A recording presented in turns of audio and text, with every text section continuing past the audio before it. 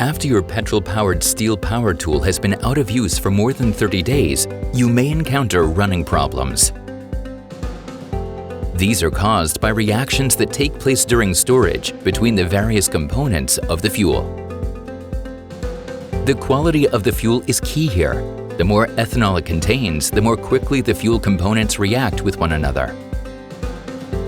This can result in deposits in the carburetor, which restrict performance. This applies to all petrol-driven products from STIHL, such as chainsaws, cut-off machines, and brush cutters. It takes just 2 steps to avoid these problems. You'll need an empty fuel canister and a funnel. Step 1. Empty the fuel tank. Take your power tool and a suitable container to a well-ventilated location. Clean the area around the fuel cap with a damp cloth. Empty the fuel into the container. Close the tank lid. Use your local facilities to dispose of the fuel in an environmentally appropriate way.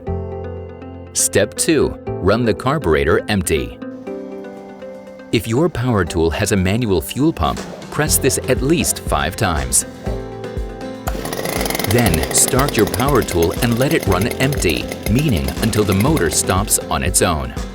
It's that easy to ensure your power tool will be ready to use straight away and will start up reliably even after a prolonged period out of use. The user manual describes further steps that are necessary for the storage of your STIHL product. For optimum running characteristics, we recommend STIHL MotoMix. This ready-mixed fuel without ethanol is designed for fantastic motor lubrication and maximum cleanliness. MotoMix stays stable for a long time and can be stored for up to 5 years.